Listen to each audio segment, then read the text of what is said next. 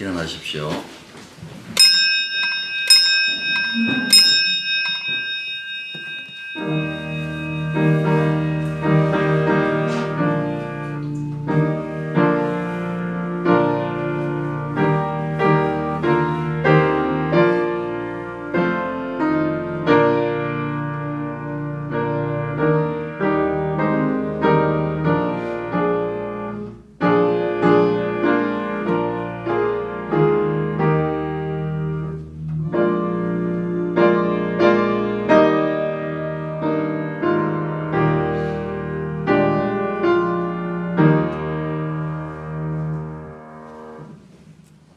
아버지 하나님의 깊은 그 섭리를 누가 알겠습니까?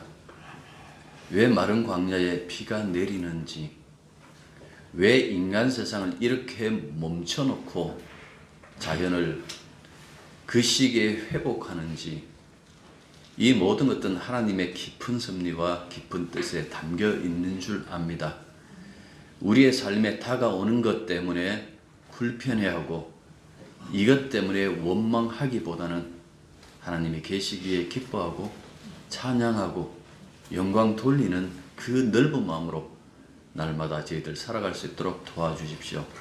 하나님의 자녀들로 모였습니다. 우리가 하나 되게 하시며 주의 영이 붙들어 주시사 오직 주께만 영광 돌리는 그런 시간이 될 수 있도록 역사하여 주옵소서. 예수님 이름으로 기도드립니다. 자, 하나님 말씀은 디모데 후서 1장 9절부터 14절입니다. 하나님이 우리를 구원하사 거룩하신 소명으로 부르심은 우리의 행위대로 하심이 아니요 오직 자기의 뜻과 영원 전부터 그리스도 예수 안에서 우리에게 주신 은혜대로 하심이라.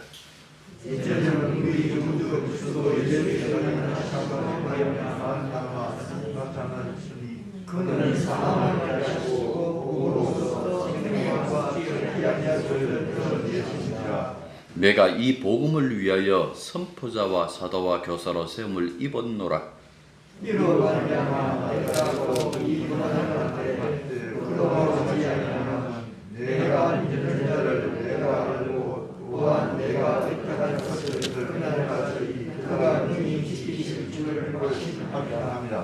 너는 그리스도 예수 안에 있는 믿음과 사랑으로서 내게 들은 바 바른 말을 본받아 지키고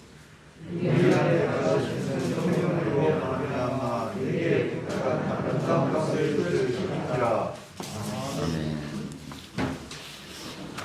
우리 오늘 읽었던 본문 바로 앞절 보면 하나님의 능력을 따라 복음과 함께 고난을 받으라 라고 권면했던 이 사도 바울이 이제 이 하나님이 어떤 분이신지 그리스도가 어떤 분이신지를 밝히고 있습니다. 9절과 10절은 일종의 찬양시 형식을 갖추고 있어요.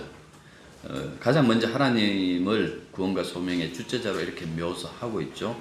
구원하고 부르심하고 9절에서 그렇게 얘기를 하고 있죠.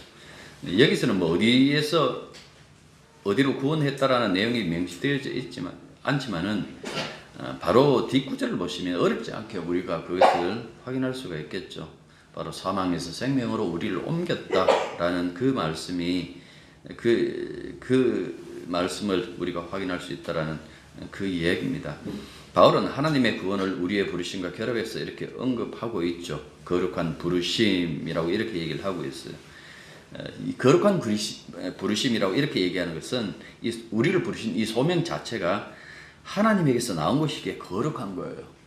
거룩하신 하나님이시잖아. 우리가 늘 거룩하신 하나님하고 이렇게 고백하는데 하나님에게서 나왔기 때문에 바로 거룩하다. 이 원인이 바로 여기에 하나님에게서 나왔기 때문에 그렇다라고 그렇게 얘기를 하고 동시에 소명, 이 우리의 부르심은 거룩한 부르심은 우리를 거룩하게 만들기 위하여 거룩하다. 이런 목적을 가지고 있기 때문에 거룩한 부르심이라고 이렇게 얘기를 하고 있어요. 그런데 바울이 늘 했던 그 얘기입니다만은 바울 신학의 어떤 가장 중심적인 것이 하나가 무엇인가 하니까 우리의 구원과 우리가 받은 이 소명은 인간의 행위와 아무런 상관이 없다라는 그 얘기예요. 이건 물론 바울만의 이야기겠어요. 구약 성경을 보든 신약 성경을 보든 언제나 그 깊은 그 내면 속에서 무엇을 이야기하고 있는가 하니까 하나님의 은혜가 없으면 우리는 구원받지 못한다. 하나님의 은혜가 아니라면 우리는 그 어떤 소명도 사명도 받을 수 없다라는 그 사실을 설명해 주고 있다라는 그 말씀이에요. 그런데 여기 좀 더 분명하게 나타내죠. 9절 보시면 우리의 행위대로 하심이 아니요. 우리의 행위대로 하심이 아니요. 우리는 구원받기 위해서라면 온갖 것을 다 해요. 예? 뭐 예수 믿고 안 믿고를 떠나가지고 소위 말해서 그 자식 잘 되기 위하여 정한선 떠놓고 새벽마다 일어나서 비는 어떤 인간의 그 습관, 인간의 어떤 그 본성을 본다라면 인간은 자기 구원을 위해서 무엇이든지 할 수 있어요. 그만큼 애착을 가지고 구원에 달라붙고 있지만은 성경에서는 분명히 그 얘기를 해주고 있어요. 아무리 인간이 노력한다 할지라도 그 노력에는 그 어떤 구원의 효력이 없다라고. 우리 왜 이런 얘기를 하잖아요. 야, 그거 1도 아니다. 뭐 1도 없다라고 하는데 진짜 그래요. 1도 없다라고 그렇게 선언해버리는 거예요. 그만큼 이 구원, 이 소명이 인간 안에서 발생하는 것이 아니다라는 그 점을 밝혀주고 있는 거예요. 그럼 어디에서 오는가? 그 다음 이어져 있죠. 하나님의 계획과 은혜, 자기의 뜻과 은혜대로라고 이렇게 말씀하고 계세요. 다시 말해서 하나님의 뜻과 하나님의 은혜대로 그렇게 구원과 소명이 온다라고 그렇게 말씀하고 있는 거예요. 여기서 하나님의 뜻 했을 때는요, 이 확정된 의지를 이야기하는 거예요. 이것 외에는 누구도 구원받을 수 없다라는 것을 분명히 말씀해 주고 있는 거예요. 그러니까 하나님이 뜻을 세웠다라는 것은 더 이상 인간에게 맡겨놓은 것이 아니다. 은혜도 역시 마찬가지죠. 은혜도 인간의 어떤 것도 개입되지 않는 것을 가지고 하나님께서 온전히 우리들에게 주시는 것을 가지고 은혜라고 그렇게 얘기를 했잖아요. 그래서 구원은 선물이다. 믿음은 선물이다. 라고 했을 때에 우리 속에서 발생하는 것이 아니라 온전히 하나님께서 주셨기 때문에 그렇다라는 그 말씀입니다. 그래서 사도 바울의 이 서신서를 보면 구원과 우리의 구원, 그 이야기를 할 때마다 인간의 행위를 단절시키는 그 이유는 하나님의 은혜가 선행되지 않으면 그 어떤 자도 구원에 이를 수 없다라는 그 점을 늘 밝혀요. 그 내막을 지금 여기서 요약하고 있는 거예요. 길게 얘기했던 것을 요약해갖고 어떤 인간의 행위에서 나온 것이 아니라 하나님의 뜻과 은혜로 말미암아 이루어진 것이 구원이다, 소명이다. 네가 아이고 나는 작정했어요. 나는 어릴 때부터 그냥 예수님이 너무 좋아가지고 나는 목사 되기로 작정했어요. 그렇게 지가 작정한다라고 지가 뜻을 세웠다고 목사 된 것이 아니고 그렇게 되면 계속 사고치죠, 교회에서. 지 생각대로 모든 것이 돌아가야 되니까. 구원이든 소명이든 하나님의 뜻과 은혜 속에서 이루어져야 된다라고 그렇게 얘기를 하고 있는 거예요. 그 뜻과 은혜의 이 성격을 보십시오. 뭐라고 얘기를 합니까? 영원전에라고 이렇게 얘기를 했어요. 영원전에 그리스도 안에서, 영원전에 그리스도 안에서, 영원전에 그리스도 안에서. 이건 우리가 개입할 수가 없잖아요. 우리는 시간에서 벗어날 수가 없어요. 우리는 영혼이라는 단어는 인간 속에서 인간에게는 없는 거예요. 영혼 안에, 영원 전에 그리스도 안에서. 그러니까 보십시오. 이거는 철저하게 하나님의 은혜가 하나님의 뜻이 개입하지 않으면 안 된다라는 그 얘기를 해줘요. 그러면 하나님의 뜻과 하나님의 그 은혜가 우리를 향하고 있을까요? 아니에요. 그 이전에 그 다음에 10절 보시면 예수님 이야기해요. 이 부분에 우리가 주목해야 되는 거예요. 나를 생각하기 이전에 항상 뭡니까? 예수님 먼저 생각해야 돼요. 주 안에서, 그리스도 예수 안에서. 아이고 나는 살았습니다가 아니고 예수님 부활하시고 내가 부활하신 예수님 안에 있기 때문에 그 나의 살았다라는 것이 가치를 갖출 수가 있어요. 바울은 노골적으로 그 얘기를 하잖아요. 우린 죽었다. 내 안에 예수만 사셨다. 그런 갈라디아서 2장 20절에 있는 말씀처럼 그 말씀을 통해 가지고 철저하게 뭡니까? 이 모든 것의 초점이 예수님에게 있다라는 것을 이야기를 하고 있는 거예요. 이걸 볼 때에 바울이 구원에 대한 그 설명을 할 때마다 가장 먼저 돋보이는 것이 뭐였어? 앞서도 그 얘기를 했잖아요. 하나님의 구속에 인간의 행위가 틈탈 수가 없다라는 그 사실. 틈탈 구멍이 없다라는 그 사실이에요. 영원전에 그리스도 안에서 하나님의 뜻과 은혜가 주어지는 그 시간을 보면 이거 시간이라고 할 수 없죠. 영원전이니까. 이 사건을 보면요 분명하게 알 수 있는 거예요. 영원전에. 따라서 우리의 구속, 우리의 구원 그 자체가 전적으로 신적이에요. 신적 구속이다라는 그 말씀입니다. 다른 말로 하면 전적으로 하나님에게서 시작된 구원이다라는 그 말씀이죠. 인간이 끼어들 여지가 없어요. 구원은 언제나 위에서부터 주어지는 거예요. 아래에서 나오는 것이 아니에요. 아무리 땅에서 발버둥 쳐도 하늘에서 구원의 사닥다리가 내려오지면 올라갈 방법이 없어요. 그 바벨탑 사건. 그들이 어떤 그 자기 이름을 내기 위하여 바벨탑 쌓았다는 이것을 인간의 어떤 구원의 차원에서 돌려갖고 우리 한번 생각해 보십시다. 그 돌려가지고 과연 그들이 구원의 자리까지 올라갈 수 있을까요? 없어요. 하늘로부터 내려와야 돼요. 구원의 사닥다리 이야기 요한복음 1장에 그 얘기를 하잖아요. 예수님께서. 뭘 하나 띄워놓으면 중력 때문에 다 떨어져요. 하나님 은혜도 하나님 사랑도 역시 마찬가지. 그 중력의 법칙에 따라서 다 아래로 내려오는 거예요. 자식들을 향해서 내리사랑이라고 그렇게 얘기하는 그 이유도 바로 그런 의미가 담겨져 있죠. 하나님이 주시지 않으면 안 된다라는 그 말씀입니다. 게다가 보십시오. 하나님의 구원과 소명은 앞서도 얘기했지만 예수 그리스도의 구속 활동과 깊이 관련되어 있다라는 그 말씀입니다. 그래서 앞서도 9절에 보시면 그리스도 예수 안에서 우리에게 주신 것으로 그렇게 설명하고 있는 거예요. 그리스도 예수 안에서 우리를 생각해갖고 다음에 몇 년도에 누가 태어날 것인데 걔는 내게 충성할 거야. 하나님이 그렇게 생각하지 아니고 그리스도 예수 안에서 그리스도 예수를 향해서 베푸신 그 은혜와 그 사랑으로 말미암아 그를 통하여 교회가 구원을 받는다라는 그 이야기를 여기서 이렇게 얘기해 주고 있는 거예요. 그래서 바울 서신을 읽어보면 대부분 다 기독론적으로 그렇게 설명을 하고 있는 거예요. 기독론적으로 설명하면서 먼저 이 이야기를 하죠. 예수 그리스도는 영원전부터 존재하시던 분. 영원전부터 존재하고 계셔야 아버지의 그 뜻과 아버지의 그 은혜를 받아서 그 일을 시행하기 때문에 그렇다라는 그 말씀입니다. 복음서에 보면 주님의 선지를 여러 곳에서 언급하죠. 특히 요한복음 보면 여기에 집중을 하고 있어요. 요한복음 여러분들 1장 1절을 가만히 생각해 보죠. 태초에 말씀이 있었다.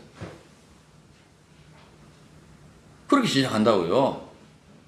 그리고 말씀이 하나님과 함께 계셨다라고 함으로 말미암아 그냥 우리가 말하는 이 말이 아니고 이 말씀을 하나의 인격으로 얘기를 하는데 이 말씀이 나중에 누군가 이렇게 보면 예수님 이야기하고 있어요.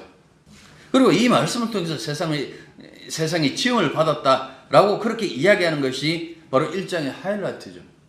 이 말씀이 세상에 비치면 생명이지만은 어둠에 속해버린 자들은 아무도 그를 알아보지 못했다. 그렇게 얘기를 하면서 그를 알아보는 사람은 오직 하나님의 은혜로 난 자. 요한복음 1장 13절에 그 얘기를 하죠.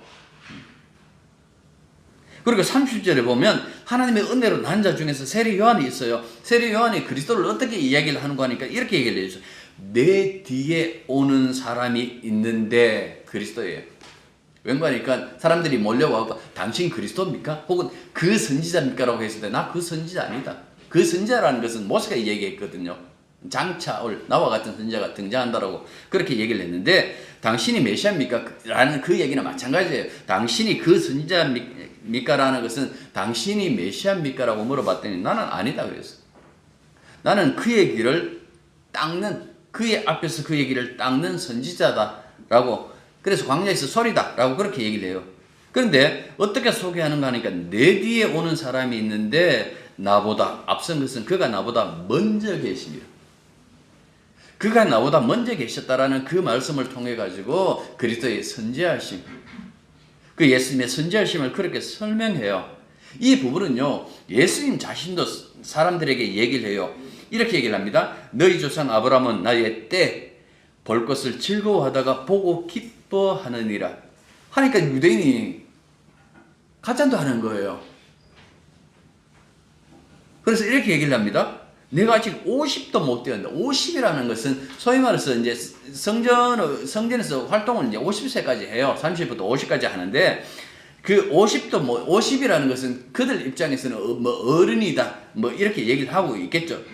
이런 생각을 하겠죠. 그러니까 50도 못 되는데 어떻게 수천 년 전에 그 아브라함을 보았느냐라고 하니까 예수님께서 이르시되 아멘, 아멘, 진실로, 진실로 이렇게 얘기를 해요.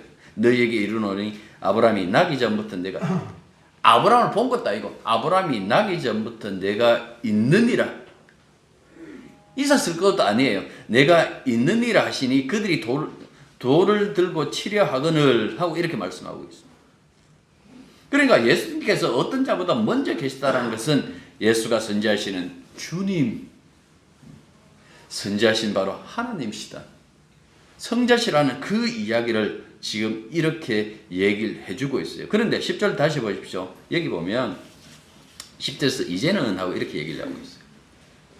근데 요 앞에 접속사가 하나 있어야 돼요. but, 대라는 그 헬라어, 이걸 번역 안 했어요. 그러나 이제는 이렇게 번역하는 것이 문맥상 타당하겠죠. 왜 그러나 이제는 이렇게 얘기를 할까? 9절의 진술과 선명하게 대조되는, 극적으로 반전되는 그 점을 잘 드러내요. 그러나 하는 것이. 그것이 무슨 소리가 하니까 영원 전부터 계획되고 예비된 그 은혜가, 그 뜻이 단순히 그렇게 계획과 예비로만 끝난 것이 아니라 이제 분명하게 우리들에게 나타났다. 이게 현실에서 드러났다. 역사적인 사건으로 밝혀졌다. 그래서 그러나 이제는 하고 이렇게 얘기를 하고 있는 거예요. 이게 역사적으로 실현되었다고 그러나 이제는 하고 얘기하고 있다라는 그 말씀입니다. 그것이 뭔가니까 우리 구주 그리스도 예수의 나타나심으로 말미암아 나타났으니, 그 예수님이 이 세상에 오셔가지고 하시는 그 모든 그 말씀과 행동 그 자체가 뭐라고요? 아버지의 뜻과 은혜다라는 그 얘기입니다. 여기서 나타나심이라고 이 번역된 이 단어는요, 바울의 다른 서신에서는 그리스도의 재림을 지칭해요. 데살로니가 후서 2장 8절, 디모데전서 6장 14절, 그리고 4장 가면, 디모데후서 4장 가면 1절과 8절에서 이 재림에 대해서 언급해요. 그런데 여기서는 뭡니까? 나타나심, 이거는 성육신 사건이에요. 예수님의 초림, 성탄절, 크리스마스, 성육신 사건을 지칭하고 있다라는 그 말씀입니다. 그러니까 예수님의 성육신 사건은 영문에서 발생한 구원의 놀라운 시작이 인간의 역사와 시간을 뚫고 들어왔고 비로소 성취된, 그래서 과연 인간으로서는 예수님의 성육신, 성령으로 잉태하사라고 우리가 이렇게 고백하지만은 진짜 예수님이 어떻게 왜 이 세상에 오셨는지 그 형용할 수 없는 극적인 그 사건에 대해서 사실 인간의 어떤 말로, 인간의 언어로 표현할 수 없는 거예요. 우리는 가치 없는 걸로 별로 가치를 안 느끼잖아요. 크리스마스 이야기하면 늘 그 어릴 때 교회 가고 빵 받았던 것, 그 배고파 그 시기에 교회에서 줬던 그 사탕 메달, 여러분들 그거 생각하잖아요. 성탄절 이야기를 하면 먼저 생각나야 되는 건 뭡니까? 예수님께서 왜 오셨는가? 예수님께서 우리 위해서 어떻게 무엇을 희생하셨는가라는 그 부분, 하나님의 뜻이 이루어졌는 그 사건입니다라고 이렇게 해야 되는데, 우리는 성탄절의 그 기억이 언제나 뭡니까? 내가 어렸을 때에 어떻게 교회 안에서 어떻게 지냈다라는 그 자기 중심적인 그 생각 밖에 안 하지만은 성육신 사건은요, 이거는 인간의 어떤 역사 속에서 이루어질 수 없는 그 사건이에요. 과학자들 늘 빅뱅 얘기하잖아요. 엄청나게 작은 그 점이 하나, 그 엄청난 힘이 그 안에 들어있다 폭발했고 이 우주를 만들었다고. 그게 왜 생긴지 설명은 못해요. 아무튼 지금으로서는 이렇게밖에 설명 못한다면서 그들이 설명해요. 좋습니다. 그 빅뱅 사건을 우리가 신앙에서 본다라면 뭐 창조 이렇게 얘기를 하고 있지만은 예수님이 이 땅에 오신 거예요. 하나님이 사람이 되셔서 이 땅에 오신 것이 가히 인간의 표현으로서는 형용할 수 없는 극적인 그 사건이다라는 그 말씀입니다. 우리가 예수님을 향해서 주 예수 그리스도, 언젠가 그 설명을 얘기했잖아요. 주라고 하는 것은 거룩한 네 글자. 지금 총신 구약학 교수도 여호와라고 안 읽어요. 그냥 아도나이라고 하든지 아니면 주님하고 읽어요. 야훼라고도 안 해요. 지금 읽기로는 그냥 주님이라고 이렇게 얘기를 해요. 그 거룩한 그 네 글자, 그 이름, 하나님의 그 이름, 그걸 차마 읽지 못해서 아도나이라고 이렇게 읽었어요. 주여라고 읽었는데 그 주라는 것이 누구한테 붙였다고요? 예수님에게. 근데 초대교회 교인들의 고백 속에서 주 예수, 예수는 주님이시며 곧 그리스도다, 메시아다. 이 고백이 붙어 있는 것은 모든 것이 예수로 말미암아 발생했기 때문에 그렇다라는 그 말씀입니다. 이 그리스도 예수께서 역사에 시간 속으로 들어오셔서 이룩한 것이 무엇입니까? 두 가지 이야기예요. 오늘 이 본문에 보면요, 10절 보십시오. 나타내신 것이 있어요. 패하신 것이 또 있죠. 두 가지 이야기예요. 먼저 패하신 것, 패했다라고 하는 것은요, 뭐 폐지하다, 파괴하다 라는 카타르게오라는 이 단어의 부정과거예요. 쉽게 얘기하고, 패했다라고 하는 것은 아직 마무리하지 못했다라는 것이 아니라 완전히 끝났다, 이 얘기예요. 무엇을요? 무엇을 패했습니까? 사망. 사망을 패하셨다라고 이렇게 얘기를 해요. 어떻게 해요? 십자가의 죽음으로, 부활로서 사망이 끝났다라는 것을 보여주셨죠. 이 고로새서 2장에서는 십자가에서 완전히 제거하셨다. 고린도서 15장에서는 이렇게 얘기해요. 사망은 네가 서는 것이 어디 있느냐. 사망이 끝났다라고 그렇게 얘기를 해요. 그래서 성도의 죽음에 대해서 성경이 이걸 뭐 소멸로 이야기도 안 해요. 뭐라고 얘기를 합니까? 잔다라고 얘기를 해요. 왜 잔다라고 얘기를 할까? 깰 시간이, 자는 것은 다 깨잖아요. 잔다라는 것은 깨는 시간이 있기 때문에 잔다라고 그렇게 얘기를 해요. 그런데 여기 보면 죽음을 어떻게 깰 수 있을까? 죽음을 소멸시켰기 때문이다. 소멸될 것이다, 할 것이다 안 해요. 이미 완료형이에요. 소멸했다. 우리 죽잖아요. 그래서 얘기하잖아, 성경에서 잔다고. 깰 날이 깨는 순간이 있기 때문에 잔다라고 얘기를 한다고. 주님이 다시 오시면 우리가 생명의 부활로 다 그렇게 일어날 것이라고 성경은 그렇게 말씀하고 있잖아요. 그런데 어떻게 이렇게 되었는가라고 했을 때 예수님께서 세상에 오심으로 말미암아, 그가 십자가를 지심으로 말미암아 사망을 가져왔다. 사망을 가져왔다. 구약 이사야서 중에 보면 이사야의 이 계시록이라는 것이 이 28장이 아마 그럴 거예요. 저도 지금 그 장수가 밀실발창 맞을 거예요. 그거 보면 사망의 사망 이렇게 그 단어가 나오고 그 사망의 사망이 왔다라는 그 말씀입니다. 그리고 두 번째, 바울이 제시하는 그리스도의 성육신이 드러내신 것이 있어요. 무엇을 드러내실까요? 드러내셨다. 포티샨토스라는 이 단어는 불을 밝히다라는 그 의미를 가진 이 포티조의 이것도 부정과거형. 마치 불이 어두움에 가려진 것들을 환하게 비추어 주듯이, 또는 하나님께서 우리 마음을 밝혀줬다. 에베소서 1장 11절 보면 있잖아요. 하나님께서 우리의 마음을 밝힐사라고 이렇게 얘기를 해요. 은혜를 준 것을 알게 하신다라고 있는 그 말씀처럼 환하게 밝혀주었다라는 그 의미를 전달하고 있어요. 무엇을 그럼 밝혀주었습니까? 뭘 밝혀줬어요? 10절 보십시오. 무엇을 드러냈다 그랬습니까? 생명과 섞지 아니할 것. 생명과 섞지 아니할 것은 별개의 것이 아니에요. 같은 거예요. 그런데 왜 굳이 섞지 아니할 것 하고 이렇게 표현을 첨가했을까요? 섞지 아니할 생명 이렇게 보면 되겠죠. 사망 보십시오. 사망을 패하시고라고 했는데 이 사망이라는 것이 뭡니까? 섞는 거잖아요.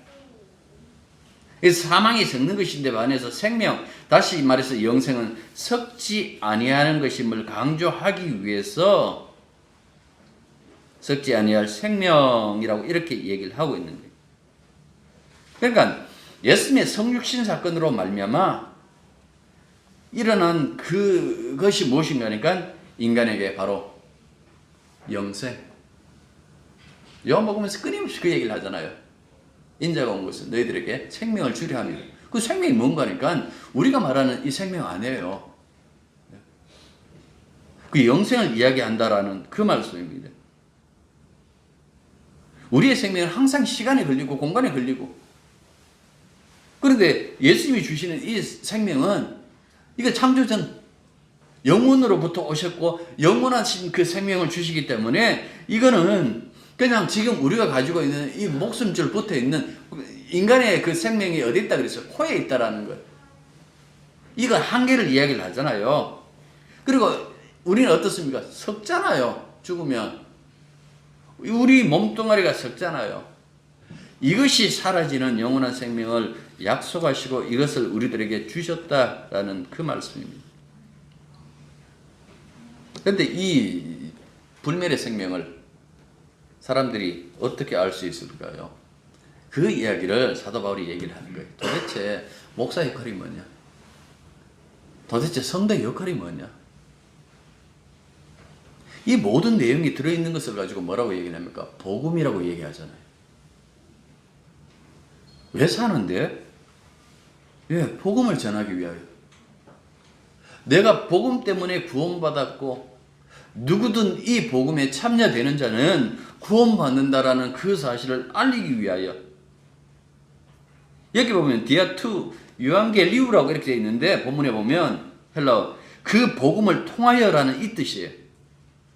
디아 이 수단이에요. 사망에서 영생으로 인간을 안내해 줄 수 있는 것은 뭐밖에 없다? 복음밖에 없다. 이 복음이 세상의 빛이에요. 그리고 그 결과는 영원한 생명이에요.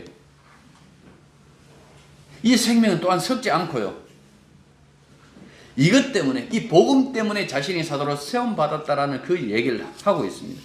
11절 보시면 그 얘기를 하고 있죠. 내가 이 복음을 위하여 선포자와 사도와 교사로 세움을 입었노라. 이걸 달리 말하면 사도 바울은 복음을 위하여 존재한다라는 이야기예요.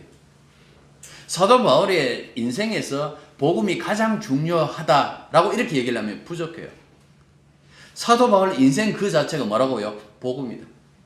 그는 복음을 위한 자신의 역할을 세 가지 이야기해요. 선포자, 그 다음에 사도, 그 다음에 교사.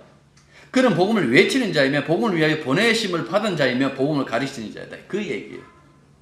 그래서 끊임없이 복음을 선포하고 사도로서 그 역할을 하고, 그리고 그들에게 복음의 그 내막을 자세하게 가르치죠. 지난주도 그 말씀 드렸습니다마는 복음은 기쁜 소식이잖아요. 그렇게 사람들에게 기쁜 소식을 전해준 이 사도 바울에게 온 것이 무엇일까요? 복음이 사도 바울에게 가져다 준 결과가 무엇일까요? 12절 보십시오. 뭐라고 얘기를 합니까? 이로 말미암아 11절에 있죠. 복음을 위하여 선포자 역할하고 사도로서 교사로서 최선을 다했는데 이로 말미암아 내가 이 고난을 받대라고 이렇게 얘기를 하고 있어요. 뭔가 좋은 거 주셔야 되는 것 아니에요. 아이고 니 정말 목사로서 고생했다. 하늘에서 뭔가 뚝 떨어져야 되는데 그게 아니고 끊임없이 고난이 왔다라는 그 말씀입니다. 그러니까 주님을 위해서 부지런히 그 일하고 얼마만큼 열심히 있었습니까? 그 열심히로 일했는데 그 일의 열매가 뭐였다고요? 고난. 진짜 쓴 그 고난이 왔다라는 그 말씀입니다. 그래서 누군가 예수 잘 믿으면 잘 됩니다. 예수 잘 믿으면 복 받습니다. 물론 이 복 받는 건 맞는데 이 복이라는 것이 그 사람들이 말로 복 받습니다라고 했을 때 그들이 생각하는 복이라는 것은 늘 이 세상에 국한되어져 있어요. 정확하게 얘기하면 성경에서 말하는 그 영적인 복을 받습니다 라고 얘기를 하면 몰라도 그렇지 않고 복 받습니다라고 했을 때 그 사람 머릿속에서는 영적인 건 없어요. 고난이 복이라는 그 사실은 몰라요. 우리가 누군가 교회 안에서 누군가 그 사업이 실패하고 누군가 몸이 아프면 어떻게 생각합니까? 저 사람 믿음이 자기 믿음 의심해 봐야 되는 것 아니야. 왜 저런 일 당하지? 생각 그렇게 안 하십니까 여러분들은? 만약에 그렇게 생각 안 하고 저 길도 주님께서 이끄시는 길이라면 저것도 복의 모습이라고 생각한다면 여러분들 믿음 대단한 거예요. 근데 대부분 그래 생각 안 해요. 그 당사자부터 흔들리기 시작하죠. 저나 여러분들이나 어느 날 갑자기 내일 당장 당신 큰 병 걸렸습니다라고 했을 때에 그 듣는 그 순간은 흔들릴 거라고요. 그걸 어떻게 극복하는 것은 그 다음 문제고 흔들릴 거라는 이야기죠. 내가 뭘 잘못했는가? 주님의 마음이 섭섭한 것이 있었는가?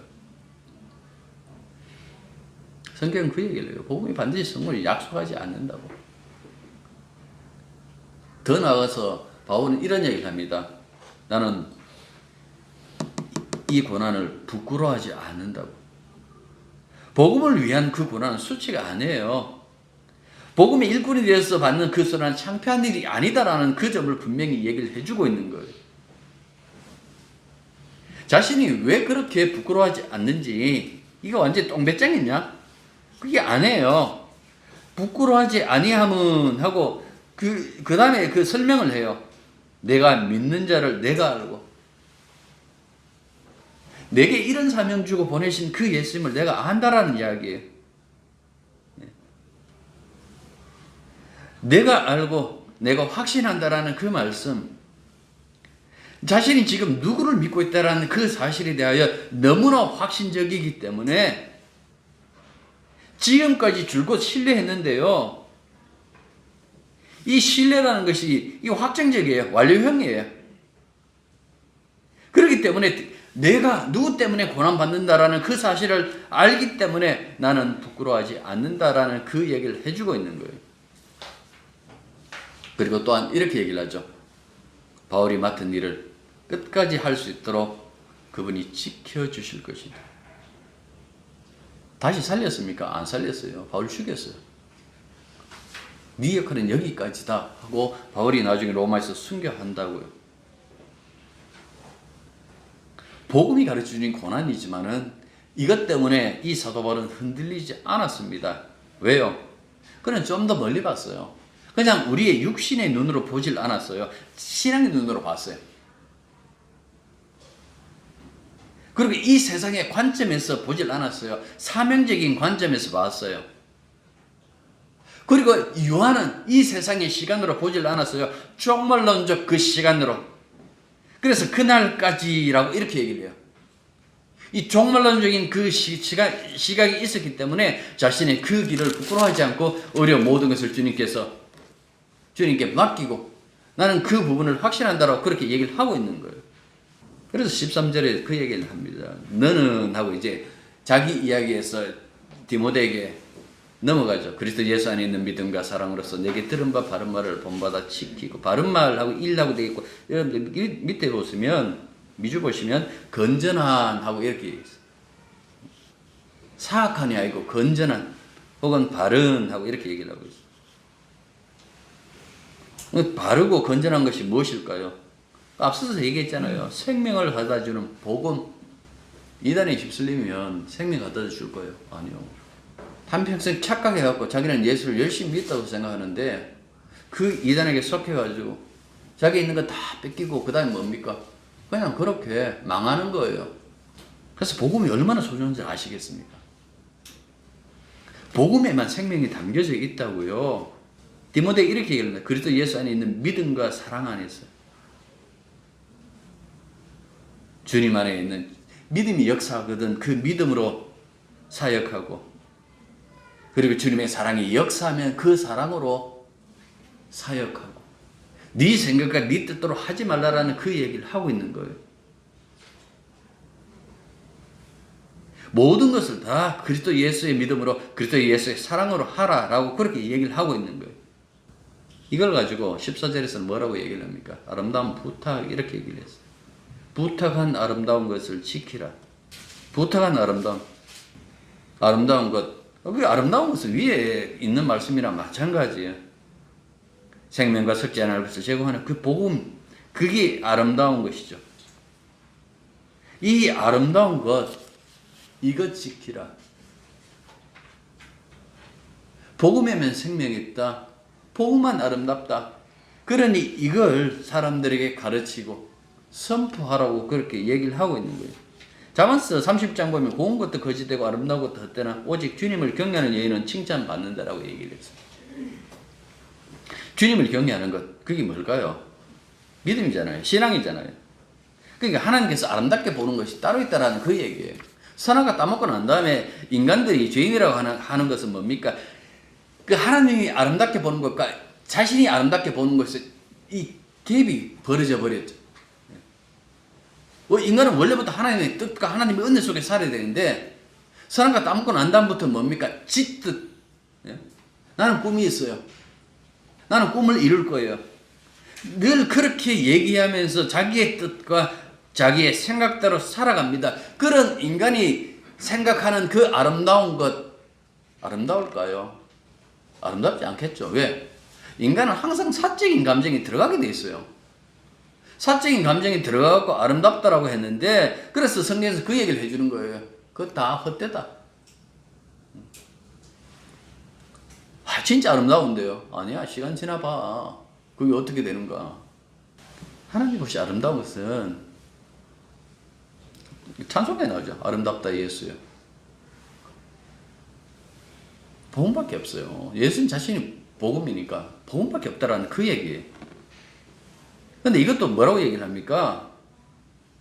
14절 보시면 우리 안에 거하시는 성령으로 말미암아. 성령으로 말미암아. 이 아름다운 것도 지키는 것도 성령으로 말미암아. 우리를 내버려 두지 않는다라는 그 얘기예요. 예수 믿는 사람에게 뭐 행동을 강조하지 않으면 저 사람들 마음대로 그거 몰라서 그래요. 우리 안에 성령이 계시다니까요. 이 성령이 역사하기 때문에 이 성령이 아름다운 것들을 드러내게 하신다라는 그 말씀입니다.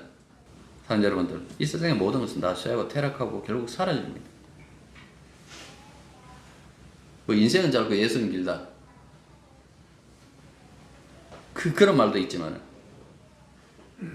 아닙니다. 예술도 사라집니다. 성경은 오직 한 가지. 예수 그리스도의 복음만이 영원하다. 말씀이니까. 그것만 영원하다라고 그렇게 얘기를 해요. 바울과 함께 사역했던 베드로도 이런 얘기를 합니다. 너희가 거듭난 것은 썩어질 씨로 된 것이 아니요 썩지 아니할 씨로 된 것이니 살아있고 항상 있는 하나님 말씀으로 되었느니라. 그러므로 모든 육체는 풀과 같고 그 모든 영광은 풀의 꽃과 같으니 풀은 마르고 꽃은 떨어지되 오직 주의 말씀은 새새토록 있도다 하였으니 너희에게 전한 복음이 곧 이 말씀이니라. 복음에만 영원한 생명이 들어있어. 우리의 존재 이유는 이것 때문이고 우리가 이 세상에서 할 역할도 이것을 세상에 전하는 것밖에 없다는 그 사실 잊지 마시길 바랍니다. 기도하겠습니다. 주께서 베푸신 은혜와 그 사랑이 얼마나 큰지 우리가 말로 다 표현할 수 없음을 알 때마다 진실로 감사함이, 진실로 고마워하는 그 마음이 온전히 주님께 쏟아질 수 있도록 도와주시기만 간절히 바라고 원합니다. 틈만 있으면 빠져나가려고 그러고 조그만 틈만 보이면 내세기를 꿈꾸고 있는 우리들의 이 잘못된 관습 속에서도 끝내 망하지 않는 그 이유가 주님이 나를 붙잡고 계시고 오히려 우리를 주 안에다가 넣어둔 까닭이라는 그 사실을 우리가 알 때마다 늘 감사하는 마음 사라지지 않게 도와주시옵소서. 예수님 이름으로 기도드립니다. 이제는 우리 주 예수 그리스도의 은혜와 하나님 우리 아버지의 크신 사랑과 성령의 교통하심과 교제하심이 진실로 그리스도 예수 안에서 복음과 한 몸 된 것을 깨닫고 복음으로 살고 복음으로 말미암아 우리가 구원받는다라는 것을 늘 가슴속에 새겨두고 살아가는 당신의 자녀들 위에 항상 함께 있기를 축원합니다.